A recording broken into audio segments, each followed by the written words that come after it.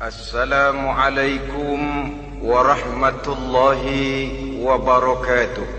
Waalaikumsalam warahmatullahi wabarakatuh. Bismillahirrahmanirrahim. Alhamdulillahi rabbil alamin. Wassalatu wassalamu ala ashrafil anbiya'i wal mursalin, imamil muttaqin, sayyidil ghurril muhajjalin, wa ala alihi wa ashabihil mujahidin at-tahirin, amma ba'du. Saudara-saudara kaum muslimin rahimakumullah, sesungguhnya gaya hidup seseorang sangat ditentukan oleh cara bagaimana dia memandang hidup ini. Dengan kata lain, bagaimana seseorang memandang hidup, begitulah dia akan hidup. Oleh sebab itu, untuk mengubah keadaan seseorang harus diawali lebih dahulu dengan mengubah caranya memandang kehidupan ini. Itulah sebabnya dalam surah Ar-Ra'd ayat 11 Allah Subhanahu wa ta'ala menjelaskan, Innallaha la yughayyiru ma biqaumin hatta yughayyiru ma bi anfusihim. Allah Subhanahu wa ta'ala tidak akan mengubah nasib dan keadaan satu kaum sampai kaum itu berusaha mengubah apa yang ada di dalam diri mereka sendiri. Yang ada di dalam diri itu tentu tidak lain adalah rule of thinking, bahasa kerennya state of mind, kata orang Kulon, cara berpikir, cara memandang kehidupan yang akan sangat mewarnai cara orang menjalani kehidupan itu sendiri. Oleh karena itu, pada pertemuan kali ini kita akan membicarakan tentang dasar dan tujuan hidup dari seorang muslim di dalam kehidupan ini. Yang pertama, tentang dasar dan landasan hidup. Seorang muslim tak dapat lain mendasarkan kehidupannya dengan Islam. Di dalam mendasari kehidupan dengan Islam ini, Allah Subhanahu wa ta'ala menuntut, Ya ayyuhalladzina amanu dukhulu fis silmi kafah. Hai orang-orang yang beriman, masuklah kamu ke dalam Islam itu secara total, secara utuh, secara seluruhnya. Jangan separuh-separuh, jangan sepotong-sepotong. Mendasari hidup dengan Islam artinya menjadikan Islam sebagai way of life, sebagai rule of thinking, sebagai state of mind di dalam kita memecahkan problema-problema kehidupan, sehingga tidak satu persoalan hidup yang bagaimanapun kecilnya sekalipun yang tidak tersentuh oleh nilai-nilai ajaran agama Islam ini. Kemudian di dalam mendasarkan hidupnya dengan Islam, ia mempunyai satu keyakinan. Pertama, Islam sebagai dasar hidupnya adalah agama yang sesuai dengan fitrah daripada manusia. Allah Subhanahu wa ta'ala pencipta manusia. Allah Subhanahu wa ta'ala yang menurunkan agama Islam. Oleh sebab itu, tentu saja seluruh konsepsi Islam ini sudah diukur sedemikian rupa sesuai dengan kemampuan yang dimiliki oleh manusia. Secara logika bisa kita katakan, pabrik mobil di Jerman misalnya bikin mobil namanya Mercy. Seiring dengan itu dikeluarkannya buku petunjuk. Mobil ini bernama Mercy, kecepatan maksimal sekian ratus kilometer per jam, daya angkutnya sekian ratus kilogram, kalau rusak memperbaikinya ini onderdilnya itu umpamanya. Karena pabriknya yang bikin mobil, lalu pabriknya juga yang mengeluarkan buku petunjuk, tentu buku itu sesuai benar untuk mobilnya. Dan logika mengatakan tidak bisa kita punya mobil Mercy rusak, kita perbaiki dengan menggunakan buku petunjuk yang dikeluarkan oleh pabrik mobil Fiat. Tentu saja mobil makin rusak, acak-acakan dan tidak karu-karuan. Ini artinya, jikalau manusia ingin baik, jikalau manusia ingin mencapai sesuatu yang bernama bahagia, dia harus mengikuti petunjuk yang dikeluarkan oleh yang menciptakan manusia.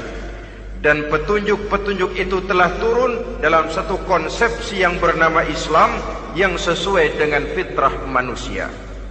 Yang kedua, oleh karena keyakinannya bahwa Islam sesuai dengan fitrah manusia, ia pun berkeyakinan bahwa Islam adalah agama untuk seluruh manusia, universal. Walaupun ia diturunkan di tanah Arab, tetapi ia bukanlah agama hanya untuk orang Arab semata-mata. Keyakinan ini perlu ditegakkan kembali, oleh karena akhir-akhir ini muncul pendapat-pendapat yang menganggap seolah-olah agama itu barang impor. Persilahkan saja kalau memang itu merupakan keyakinannya, tetapi menganggap agama sebagai barang impor sungguh merupakan satu kekeliruan yang sangat besar. Bahwa Arab sebagian besar memang Islam, jelas. Tetapi Islam bukannya Arab, itu pun harus kita akui. Kita bisa menjadi Muslim yang baik tanpa perlu menjadi orang Arab. Dengan kata lain, kita bisa menjadi Muslim yang baik dengan tetap menjadi warga negara Indonesia yang baik. Bahwa Al-Quran diturunkan dalam bahasa Arab oleh karena memang ia turun di tanah Arab. Buktinya apa? Walaupun Quran dalam bahasa Arab, tidak satu pun ayat Quran yang ditujukan kepada orang Arab semata-mata. Tidak ada ayat ya ayyuhal arabiyun, hai orang-orang Arab. Tidak ada. Yang ada malah ya ayyuhan nas, wahai manusia. Manusia yang mana? Yang mana saja asal merasa manusia. Kalau tidak merasa manusia, tidak usah terpanggil dengan ayat tadi. Maka dalam mendasari hidup dengan Islam, kita berkeyakinan Islam adalah agama untuk seluruh manusia. Yang ketiga, di dalam mendasari hidup dengan Islam, kita berkeyakinan Islam adalah agama terakhir yang diturunkan kepada Rasul terakhir. Tidak ada Rasul dan Nabi sesudah Nabi Muhammad, dan tidak ada agama lagi sesudah agama Islam. Dasar-dasar keyakinan ini melembaga dalam pribadi kita, membentuk satu keyakinan yang mendasari kehidupan ini, sehingga tidak satu problema yang bagaimanapun kecilnya dalam kehidupan yang tidak tersentuh oleh nilai-nilai Islam.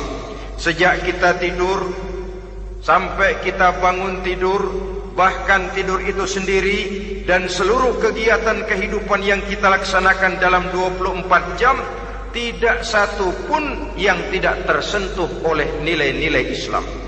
Inilah pandangan hidup Muslim. Jawaban seorang Muslim terhadap problema-problema kehidupan yang dihadapinya, yang di dalam menjawab problema itu ia Islam oriented, berorientasi kepada nilai-nilai Islam. Apa kata Islam tentang pekerjaan yang dihadapinya? Halal kata Islam, halallah dia katakan. Haram kata Islam, haram dia katakan. Islam oriented. Barometer dalam perbuatannya tidak lain daripada nilai-nilai Islam itu sendiri. Dan kemudian di dalam mendasari kehidupan dengan Islam, ia berkeyakinan Islam adalah satu-satunya agama yang benar. Bahasa kerennya, Islam is the single one, the true religion behind the God. Satu-satunya. Keyakinan ini kelihatannya subjektif, tapi memang inilah pokok daripada kehidupan beragama. Saudara-saudara kaum muslimin rahimakumullah, kalau itulah dasar daripada kehidupan kita sebagai muslim, apa yang menjadi landasannya? Kalau dasar hidup kita Islam, maka landasan hidup kita tidak lain adalah Al-Quran dan Sunnah Rasulullah Sallallahu Alaihi Wasallam. Dunia penuh dengan orang-orang besar, dan setiap orang-orang besar itu mempunyai ajaran-ajaran yang pernah jaya, pernah dikumandangkan, didengung-dengungkan, naik ke panggung sejarah untuk kemudian tenggelam. Satu ajaran hanya akan langgeng, satu ajaran hanya akan tahan lama apabila dia turun dari sumber yang serba maha. Kalau dia turun dari manusia, maka sifatnya hanya musim. Yang namanya musim, saudara-saudara, namanya musim tidak bisa dilarang. Tapi kalau sudah selesai, habis sendirian. Itu musim namanya. Musim rambutan. Kalau datang musim rambutan, apa bisa dilarang? Gak boleh musim rambutan. Ya tidak bisa, dia akan tumbuh terus. Tapi manakala musimnya habis, habis. Begitulah nasib dari ajaran yang nisbi, relatif dan temporer apabila dia bersumber dari manusia. Maka satu ajaran hanya akan langgeng, tahan lama apabila dia turun dari sumber yang serba maha. Dan itu sudah turun bernama Al-Quranul Karim. Sedangkan sunnah, saudara-saudara, merupakan penjelasan dari apa yang oleh Quran tidak dijelaskan dalam bentuk yang detail, melengkapi apa yang oleh Al-Quran hanya disebutkan dalam bentuk garis besarnya saja. Baik Quran maupun sunnah kita sebut merupakan dasar, landasan yang primer. Sedangkan untuk memahami Quran dan sunnah, kita memerlukan pendapat-pendapat orang yang ahli di bidang itu. Dalam hal ini kita sebut saja dengan ulama. Dan ini merupakan sumber yang sekunder dari landasan hidup kita sebagai seorang muslim. Dua rel ini, Quran dan sunnah, merupakan landasan di mana kereta api Islam ini berjalan. Quran dan sunnah. Saudara-saudara kaum muslimin rahimakumullah, oleh karenanya marilah kita menjadikan Quran dan sunnah ini sebagai imam di dalam kehidupan kita. Bukankah Rasulullah sallallahu alaihi wasallam pernah memberikan pilihan, man ja'alal Qur'ana amamahu qadahu ilal jannah wa man ja'alal Qur'ana khalfahu saqahu ilan nar. Siapa yang meletakkan Quran di depannya, dijadikannya Quran sebagai imam dan dia sebagai makmum, maka Al-Quran akan membimbing dia ke surga. Ya, surga di dunia ini, lebih-lebih lagi surga di akhirat nanti. Sebaliknya, وَمَنْ جَعَلَ الْقُرْآنَ خَلْفَهُ, siapa yang meletakkan Quran di belakangnya, dia belakangi ajaran dan konsepsi Al-Quran, dia tinggalkan perintah-perintah Al-Quran, maka Al-Quran yang dibelakanginya itu akan mendorong dia ke neraka. Neraka dunia, lebih-lebih neraka di akhirat nanti. Pilihan terserah kita. Jikalau kita mau menjadikan Quran sebagai imam, artinya kita menjadi makmum. Resikonya dimanapun, makmum wajib ikut imam. Imam takbir, makmum takbir, imam ruku, makmum ruku, imam i'tidal, makmum i'tidal. Jikalau Quran imam kita dan kita adalah makmum, maka itu berarti jikalau ke barat komando Quran, ke barat kita pergi. Jikalau ke timur kata Quran, ke timur kita menuju. Jikalau halal kata Quran, halal kita katakan. Jikalau haram kata Quran, haram kita ucapkan. Itu resikonya kita menjadi makmum, menyusun pola hidup yang lebih Qurani.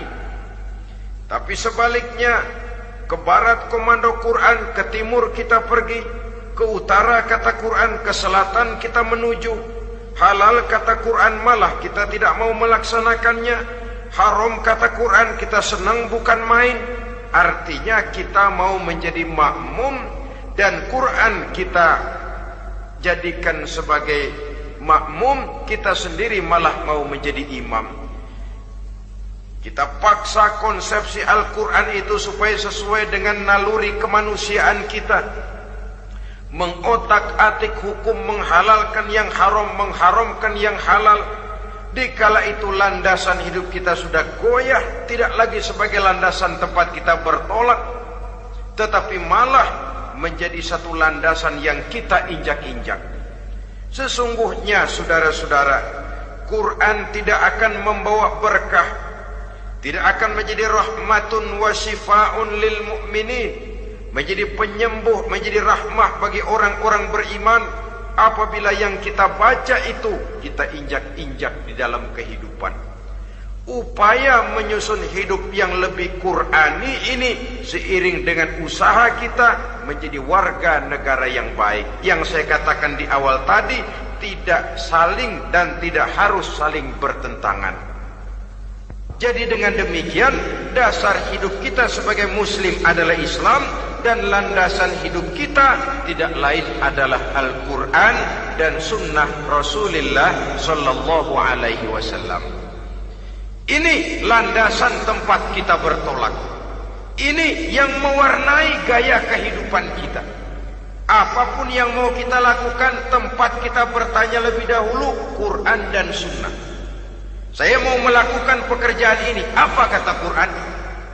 Saya mau pergi ke tempat ini, apa kata Quran? Saya mau berusaha dengan mengerjakan perusahaan ini, apa kata Quran?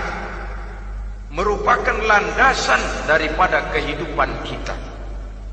Ini yang saya katakan tadi, membentuk rule of thinking, state of mind, bahwa gaya kehidupan kita diwarnai oleh landasan hidup yang bertumpu pada ajaran Al-Quranul Karim dan sunnah Rasulullah Sallallahu Alaihi Wasallam. Baiklah ya, ini yang pertama tentang dasar dan landasan hidup. Yang kedua tentang tujuan hidup. Kalau sudah ada landasan tempat kita bertolak, lalu kemana pantai yang akan kita tuju? Mau apa sih kita hidup ini? Berleha-leha, menjalani acara rutin, bangun tidur sampai tidur lagi, kemudian besok begitu lagi, sampai menunggu datangnya sang ajal? Atau ada satu tujuan yang akan kita capai di dalam kehidupan ini? Apabila kita teliti, maka Al-Quran mengajarkan tujuan hidup setiap muslim pada dasarnya ada dua. Pertama, kita sebut saja tujuan jangka pendek. Tujuan jangka pendek itu sasarannya dunia sekarang ini. Bentuknya horizontal. Targetnya agar setiap pribadi muslim menjadi rahmatan lil alamin, rahmah bagi lingkungannya. Inilah yang oleh agama dinamakan hablum minan nas, yang isinya adalah ilmu dan peradaban. Jadi dunia dan seluruh isinya merupakan tujuan jangka pendek saja. Untuk mencapai tujuan jangka pendek, dunia dan seluruh isinya, unsur penunjangnya adalah pendidikan, pengalaman, atau nasib. Makin tinggi pendidikan, makin mudah menjangkau hidup. Makin banyak pengalaman, makin mudah menguasai dunia. Atau karena faktor nasib, pendidikannya tidak seberapa, pengalaman pun kadang-kadang dangkal, tapi karena nasibnya lagi hoki, kata orang sekarang, nasibnya lagi bagus, dia naik ke panggung memegang peranan. Faktor yang namanya nasib ini ada, tapi tidak bisa dijadikan sandaran untuk menjangkau dunia dan seluruh isinya. Unsur penunjangnya, pertama pendidikan, yang kedua pengalaman, yang ketiga faktor nasib. Oleh karena itu, apabila kita ingin mudah mencapai dunia, yang pertama harus kita laksanakan bagaimana menempuh satu pendidikan. Di zaman sekarang orang terangsang untuk hidup dalam pola yang oleh orang-orang priangan disebut hardolin. Saudara tahu hardolin? Itu potongan dari dahar modal ulin. Filsafat hidup yang pakaian mau bagus, makan mau enak, kerja nggak mau. Akhirnya jadilah dia penghayal kelas berat, tukang-tukang lamun kelas tinggi. Tiap hari kegiatannya ya cuma tidak terlepas dari tiga kriteria itu. Hardolin. Pokoknya kalau sudah dahar, modal, ulin. Besok ya begitu lagi. Pola dari dimana orang pakaian mau bagus, makan mau senang, duit mau punya, kerja tidak mau. Kadang-kadang mau kerja tapi tidak tahu apa yang harus dikerjakan. Ditambah oleh sempitnya lapangan pekerjaan. Tidak tahu apa yang harus dikerjakan, dilatar belakangi oleh tidak adanya pendidikan yang dia terima, sehingga mau kerja apa lalu bingung. Oleh karena itu, terutama buat adik-adik remaja, para pemuda, saya berpesan untuk menjangkau dunia, yang pertama harus kita jalani bagaimana membina diri, mendidik. Taruh kata drop out, putus sekolah. Tapi drop out bukan halangan bagi tumbuhnya cita-cita yang mulia. Bahkan ada orang bilang many a great man starts as a newspaper boy. Banyak orang-orang besar yang memulai pekerjaannya dagang koran. Putus sekolah bukan merupakan halangan bagi tumbuhnya cita-cita yang mulia. Dan tidak sedikit orang-orang besar yang tidak keluaran perguruan tinggi. Tidak sedikit orang-orang besar yang tidak merupakan produk dari perguruan tinggi tertentu. Tapi kerajinannya belajar, banyak membaca, banyak bergaul, autodidak. Syukur kalau masih bisa menempuh pendidikan yang formal. Kekurangan ekonomi, kemiskinan keluarga jangan menjadi penghalang bagi tumbuhnya cita-cita yang tinggi untuk menempuh karier pendidikan yang baik. Ini memang pahit. Tapi bagaimanapun kata orang, lebih baik makan singkong beneran daripada makan roti ngimpi. Artinya jikalau memang perlu, lebih baik sekolah sambil dagang koran, nyemir sepatu, parkir mobil, daripada hardolin itu tadi. Tanpa prospek hari depan yang ada artinya. Dan pendidikan memang merupakan sesuatu yang pahit. Tapi tanpa ini, rasanya kita akan sulit untuk menjangkau dunia, tersisih di pojok-pojok kehidupan. Jangan lalu bilang, manusia kan rezekinya sudah dijamin oleh Allah. Ayam saja ada rezekinya, of course. Tapi jangan lupa, cara ayam cari rezeki dengan cara manusia cari rezeki lain. Kalau ayam cari rezeki dari tahun atu, modalnya cuma ceker sama patok. Kalau ayam mah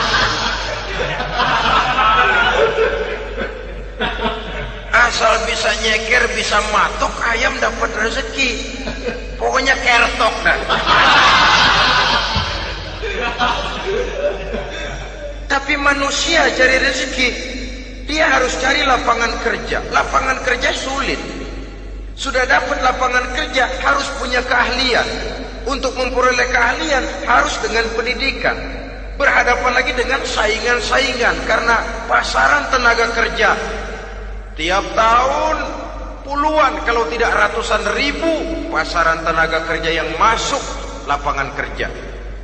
Ini kenyataan. Semakin ke depan, oleh tingginya tensi ekonomi, oleh persaingan hidup yang makin tajam, oleh makin menggejalanya pola pikir industrialis yang membuat manusia individu, nilai-nilai semacam ini akan terasa makin berat.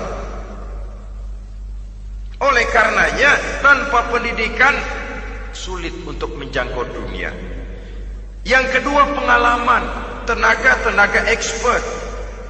Sehingga orang mengatakan experience is the best teacher. Pengalaman adalah guru yang paling bijaksana. Dengan pengalaman kita makin dewasa. Dan orang sering mengatakan kegagalan hakikatnya adalah keberhasilan yang tertunda. Jangan takut gagal, kalau itu akan mengantarkan kita kepada pola hidup yang lebih dewasa, lebih tegar, lebih sanggup menghadapi kesulitan-kesulitan.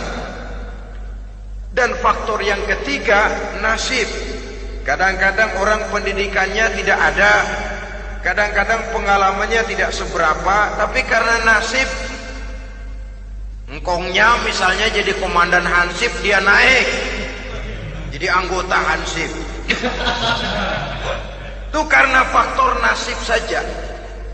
Yang ketiga ini ada, tapi tidak bisa dijadikan sandaran dalam arti bahwa kita lalu mengandalkan nasib. Lo nanti udah gede mau jadi apa? Gue sih gimana nasib aja dah. Jadi orang syukur, jadi gembel nasib. Tidak bisa kita menghadapi hidup dalam satu alur spekulasi. Tidak bisa kita menjalani skenario kehidupan ini dengan bersikap untung-untungan. Karena kehidupan walaupun tidak bisa dipastikan, paling kurang bisa dirancang, bisa direncanakan, bisa ditargetkan, bisa dianalisa kemungkinan-kemungkinannya.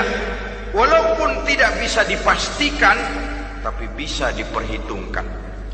Sebagai manusia yang terikat oleh causality, oleh hukum sebab akibat, sewajarnya kita memperhitungkan kemungkinan-kemungkinan itu. Kira-kira 5, 10, 15 tahun yang akan datang, sejauh mana kesulitan-kesulitan dalam kehidupan ini, sejauh mana persaingan dalam hidup, sejauh mana tenaga kerja dibutuhkan, sejauh mana keahlian dan skill menunjang ke arah itu. Kalau tidak, kita akan tersisih di sudut-sudut kehidupan untuk lebih banyak jadi penonton daripada menjadi pemain.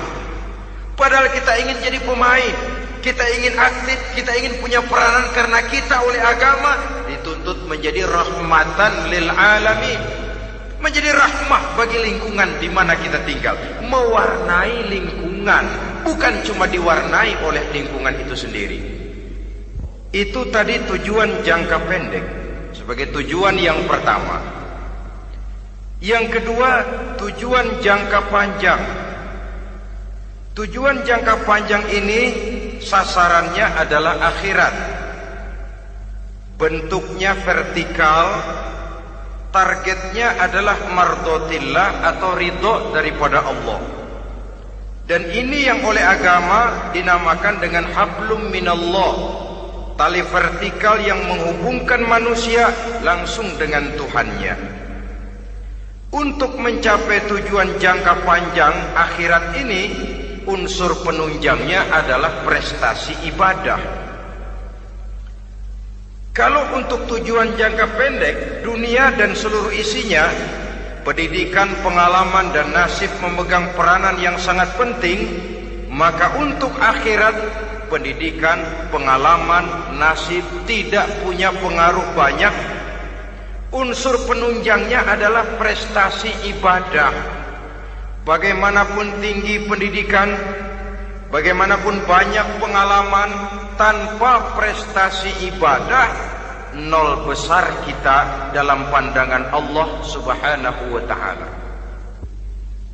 Saudara-saudara kaum muslimin rahimakumullah, itu sebabnya seorang muslim sholat, puasa, haji, zakat, yang kalaupun ada target dunia itu cuma side effect saja, sekedar satu efek sampingan. Target utamanya tetap tujuan jangka panjang, akhirat dan ridho Allah. Kenapa kita sholat? Untuk mencari ridho Allah. Kenapa kita laksanakan ibadah haji? Untuk mencari ridho Allah. Kita bangun di keheningan malam untuk mencari ridho Allah. Kalau ada akibat dunia, itu cuma akibat sekunder saja. Ada misalnya orang karena tekun ibadah rezekinya lancar, itu baru persekot, baru tanda jadi. Kadang-kadang persekotnya saja sudah nikmat kok, apalagi cashnya, kontannya. Sebaliknya kalau ada orang rajin ibadah rezekinya seret, jangan jadi alasan. Kok lu nggak sembahyang? Alah, tetangga gua rajin sembahyang melarat terus. Ya memang sholat itu bukan dengan target dunia, target akhirat, saudara-saudara. Oleh sebab itu, seorang muslim adalah seorang yang berpandangan luas, berjiwa lapang. Maksudnya apa? Tujuan jangka pendek dan jangka panjang ini harus dia raih kedua-duanya. Ini yang oleh Al-Quran diajarkan agar setiap muslim mencapai fid dunya hasanah wa fil akhirati hasanah. Kebaikan di dunia, kebaikan di akhirat, itu arti hasanah. Jangan macam orang dulu, punya istri dua pergi haji. Yang satu yang muda istrinya namanya Hasanah, yang satu namanya Khadijah. Waktu tawaf keliling Ka'bah, si suami ini nggak bisa doa apa-apa kecuali Rabbana Atina itu. Tiap putaran Rabbana Atina fid dunya hasanah wa fil akhirati hasanah. Putaran kedua Rabbana Atina fid dunya hasanah wa fil akhirati hasanah. Ini istri tuanya yang namanya Khadijah dengerin aja. Akhirnya di satu saat dia colek suaminya, "Bang, mentang-mentang Hasanah bini muda disebutin melulu. Saya dong disebutin dalam doa." "Iya deh, ntar putaran selanjutnya." Suaminya blow on juga. Putaran kedua dia baca Rabbana Atina fid dunya hasanah wa fil akhirati Khadijah. Saudara-saudara, itu makna refleksi daripada doa tadi itu, doa sapu jagat. Kita ingin fid dunya hasanah wa fil akhirati hasanah. Tujuan jangka pendek dunia tercapai, tujuan jangka panjang akhirat dan ridho Allah juga tergapai. Oleh sebab itu Al-Quran menjelaskan, wabtaghi fima atakallahu ad-daral akhirah wa la tansa nasibaka minad dunya. Dengan karunia yang diberikan Allah kepadamu, carilah bahagia akhirat. Wala tansa nasibaka minad dunya, tetapi jangan lupakan bagianmu dalam kehidupan di dunia ini. Cari akhirat, utamakan akhirat dengan tidak usah melupakan jatahmu di dunia. Kenapa saya katakan seorang muslim berjiwa besar? Sebab andai kata dia gagal mencapai tujuan jangka pendek, andai kata dia gagal di dunia, dan dia oleh Islam diajarkan jangan sampai gagal, tapi andai kata dia gagal, dia masih punya tujuan jangka panjang, akhirat dan ridho Allah. Dia masih bisa menghibur diri, biarlah di dunia kita sederhana, bahkan biarlah susah di dunia, asal di akhirat kita bahagia. Orang yang tidak punya pandangan hidup semacam ini, surgalah dunia ini. Segalanya telah tertumpu di sini. Bila umurnya selesai, ajalnya datang, selesai sudah, surganya sampai di situ, dan dia tidak punya pengharapan lain di belakang itu. Maka seluruhnya bertumpu pada kehidupan di dunia, padahal dunia seperti air laut, makin diminum makin haus, makin kering tenggorokan. Dunia yang diperturutkan menyeret manusia ke dalam lingkaran setan, terjebak dalam sifat yang namanya tamak bin rakus alias serakah.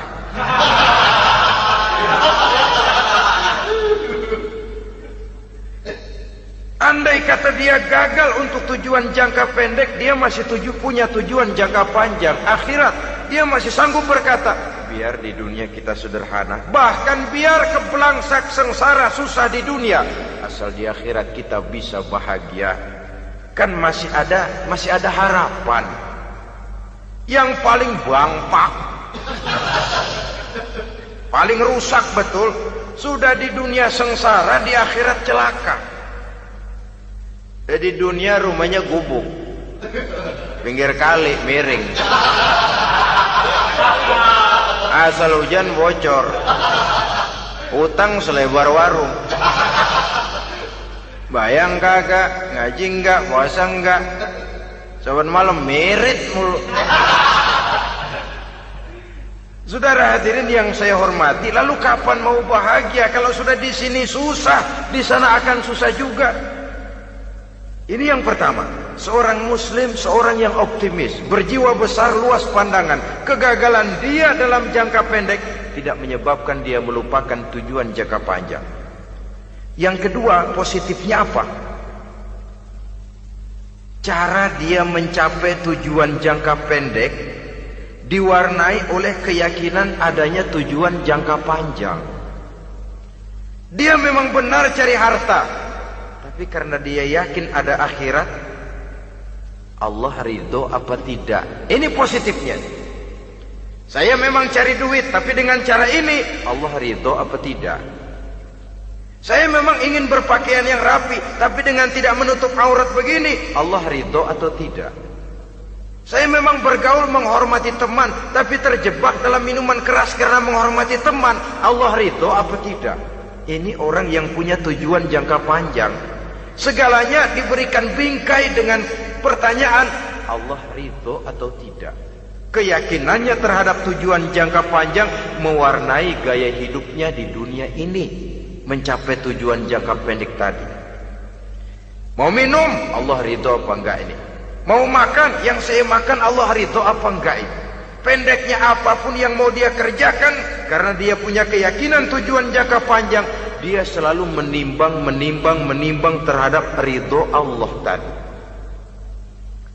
Jadi tanpa prestasi ibadah, kita nol besar dalam pandangan Allah. Ini nilai manusia yang hakiki di sini. Ini makna inna akramakum indallahi atqakum. Di akhirat nanti kan tidak pernah akan disidang, kamu pendidikan setinggi apa? Tidak. Gelarmu berapa renteng? Profesor, doktor? Tidak. Akhirat hanya menyidang kau sholat atau tidak, kau puasa atau tidak, kau zakat atau tidak.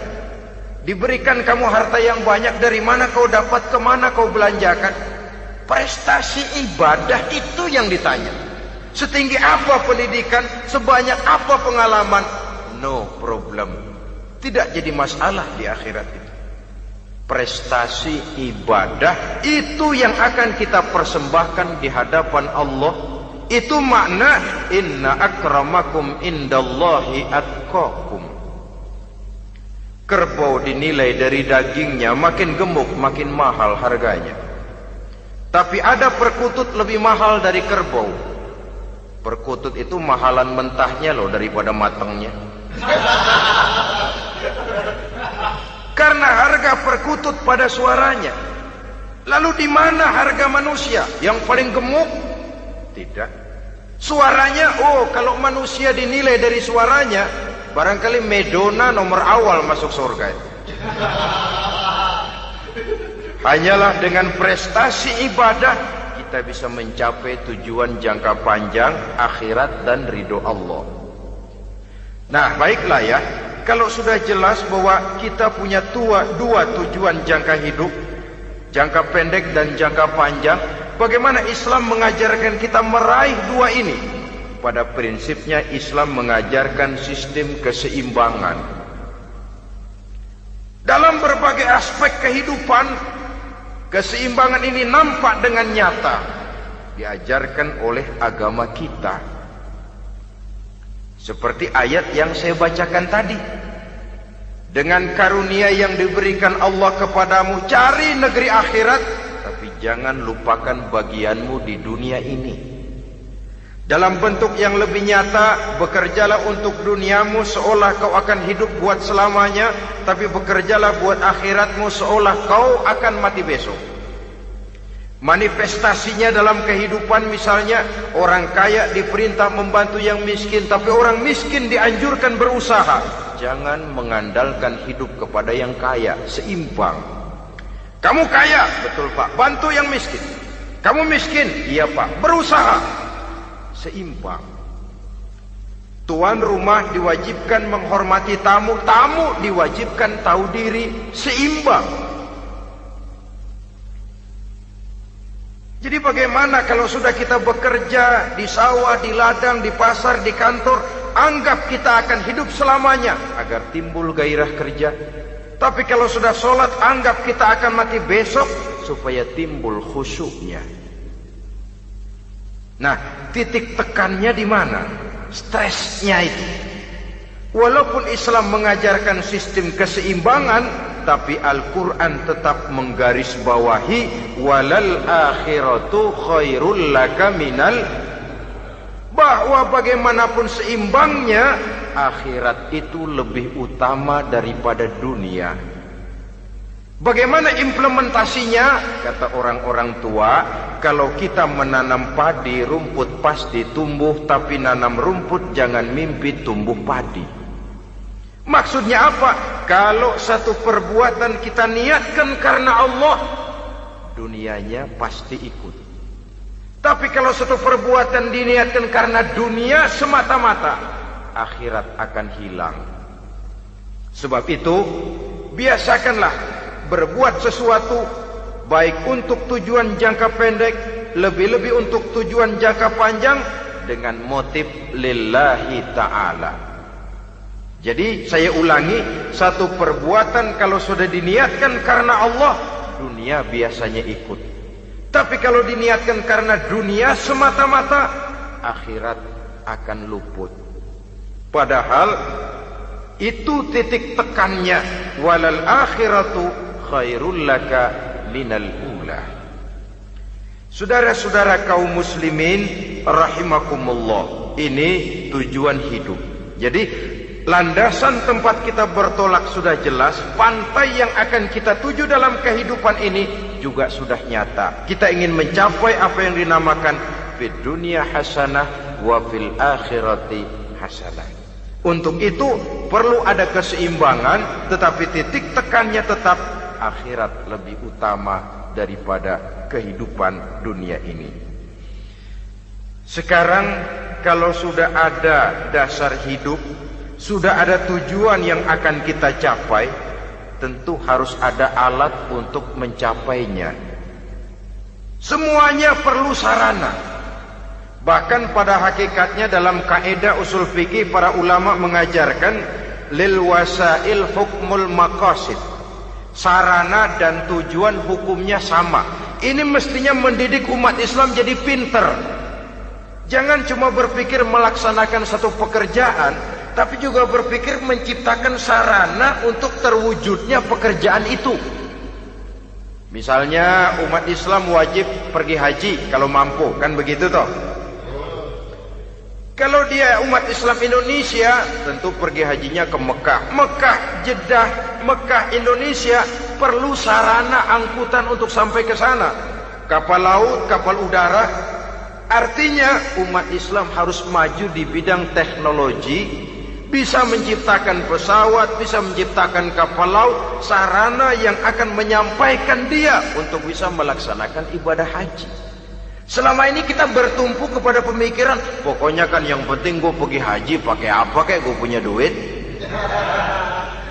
Dari segi pribadi memang barangkali begitu. Tapi sebagai umat yang harus mencapai kemajuan, apabila diperintahkan melaksanakan sesuatu, kita pun hakikatnya dituntut menciptakan sarana untuk menunjang pelaksanaan sesuatu itu sendiri. Agama mengajarkan an-nazafatu minal iman, kebersihan sebagian daripada iman. Siapa yang menciptakan mesin cuci, sabun-sabun keras, deterjen, rinso dan lain sebagainya? Siapa yang menciptakan air condition, pembersih ruangan? Kita hanya berpikir pokoknya kan bersih, mau pakai apa kek. Kita jarang yang berpikir kepada pewujudan teknologi modern untuk menerjemahkan hadis itu. Syukurlah belakangan ini sudah muncul teknokrat-teknokrat muslim yang dijiwai oleh semangat Al-Quran membuka tabir rahasia konsepsi Islam di lapangan teknologi modern yang makin lama makin menunjukkan tuntutan kebutuhan daripada umat itu sendiri. Dengan demikian, apabila ada tujuan hidup, kita memerlukan alat untuk mencapai tujuan tadi. Supaya tujuan fid dunya hasanah wa fil akhirati hasanah tercapai, apa alat yang harus kita pakai? Kita lihat surah At-Taubah ayat 111 memberikan jawaban. Innallaha ashtara minal mu'minina anfusahum wa amwalahum bi anna lahumul jannah. Sesungguhnya Allah telah membeli dari orang-orang beriman diri mereka, harta mereka, bahwa sesungguhnya bagi mereka adalah surga. Coba kita simak ayat ini sejenak, akan nampak dengan jelas bahwa ayat ini hakikatnya merupakan satu transaksi yang nyata benar antara kita dengan Allah. Transaksi jual beli sudah terjadi, dan itu langsung dengan Allah, tertuang dalam pernyataan Quran. Pembeli Allah, penjual kita orang-orang beriman, dagangannya adalah anfus dan amwal, harganya adalah surga. Itu sudah tanda tangan pernyataan kita siap jual beli ya Allah. Apalagi baiat kita apa? Inna solati wa nusuki wa mahyaya wa mamati lillahi rabbil alamin.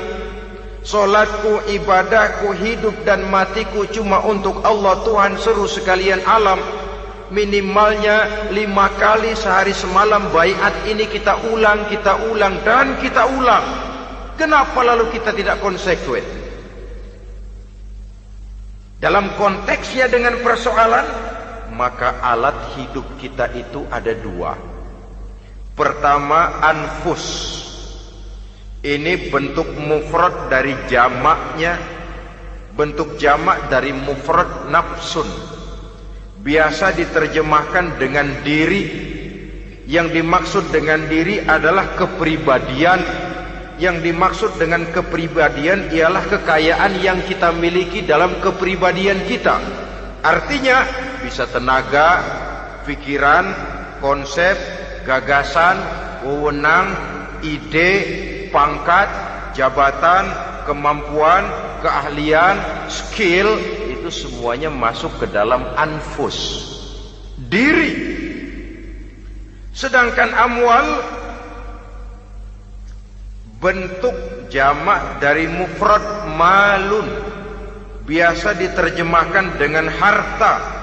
Pengertian di sini ialah seluruh bentuk-bentuk materi yang berada di bawah kekuasaan kita. Bisa rumah, bisa uang, bisa tanah, bisa kebun, bisa pabrik, bisa peternakan, itu semuanya amwal.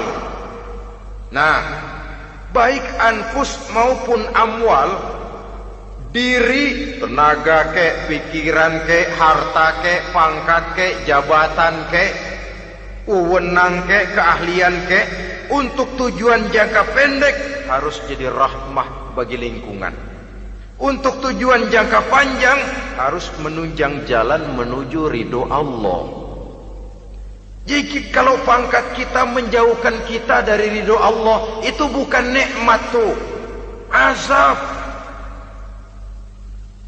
Punya pangkat bukan melakukan kebaikan, malah melakukan kejahatan, setidak-tidaknya berdiri di belakang kejahatan. Melindungi perbuatan-perbuatan munkar. Dalam kelas kakap melindungi korupsi, dalam kelas teri jadi backing tukang koprok. Umpamanya itu sudah menyalahi. Alat tidak digunakan untuk mencapai tujuan. Itu untuk tujuan jangka pendek. Lalu amwal, harta, uang, tanah, rumah, kebun untuk tujuan jangka pendek harus menjadi rahmah bagi lingkungan. Sedang untuk tujuan jangka panjang, baik diri maupun harta harus menunjang jalan menuju ridho Allah, harus meningkatkan prestasi ibadah kita kepada Allah Subhanahu wa ta'ala. Malah yang namanya amwal ini tanggung jawabnya lebih berat loh saudara. Kalau saudara diberikan ilmu, sidang akhirat cuma satu. Ilmumu kau amalkan untuk apa? Saudara diberikan umur panjang, pengadilan akhirat cuma bertanya satu, umurmu kau habiskan di mana? Tapi saudara diberikan harta, pertanyaan akhirat dua, hartamu kau dapat dari mana? Kau belanjakan kemana? Dari mananya dan kemananya ditanya, depan belakang. Kadang-kadang kan ada orang hartanya didapat dari jalan yang halal, dibelanjakan di jalan haram. Kerja peras keringat banting tulang setengah mati, begitu dapat duit beli buntutan,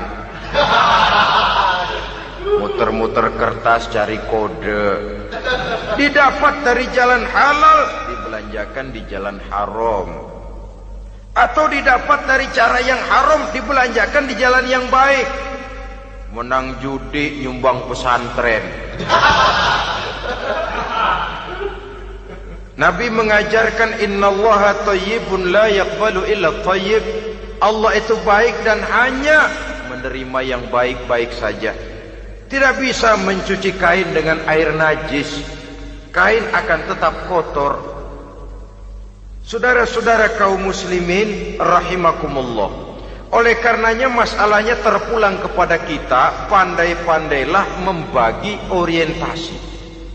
Suatu saat tenggelam kita dalam kesibukan dunia dan seluruh isinya untuk mencapai tujuan jangka pendek. Lain saat tenggelam kita memfanakan diri untuk mencapai tujuan jangka panjang, akhirat dan ridho Allah. Karena kehidupan ini bukan berjalan tanpa batas. Umur ini bukan satu karunia tanpa pertanggungan jawab. Satu saat setuju atau tidak, rela atau terpaksa, kita akan sampai kepada garis finish daripada perjalanan kehidupan dunia ini, yang memang merupakan satu perjalanan panjang, a walking tall. Kata orang Kulon, a walking tall, satu jalan yang demikian jauhnya. Entoh kita akan sampai ke garis finish.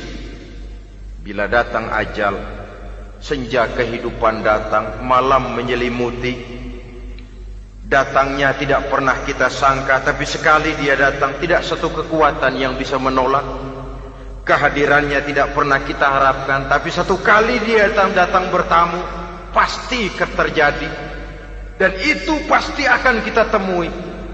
Alangkah malangnya pada saat kembali itu datang, kita tidak punya prestasi ibadah. Lalu apa artinya prestasi dunia? Apa artinya tujuan jangka pendek kalau kita harus kehilangan tujuan jangka panjang? Rumah kita yang besar, pangkat kita yang tinggi, harta kita yang banyak, bisakah menolong kita untuk kalau sudah kumpul di padang mahsyar nanti? Malaikat, jangan gebugin saya, rumah saya harga 2 miliar.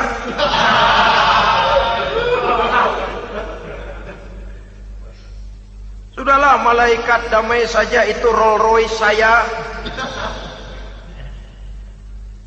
Pakai saja malaikat, pakai. Kata malaikat, gue budak, gue gak butuh gituan. Hanya prestasi ibadah yang bisa menyelamatkan kita pada kondisi semacam itu.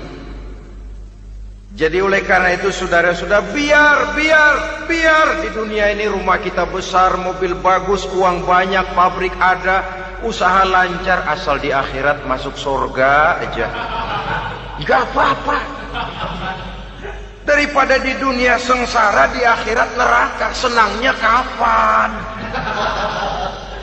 Sudah di sini sengsara, di sana kebelangsak.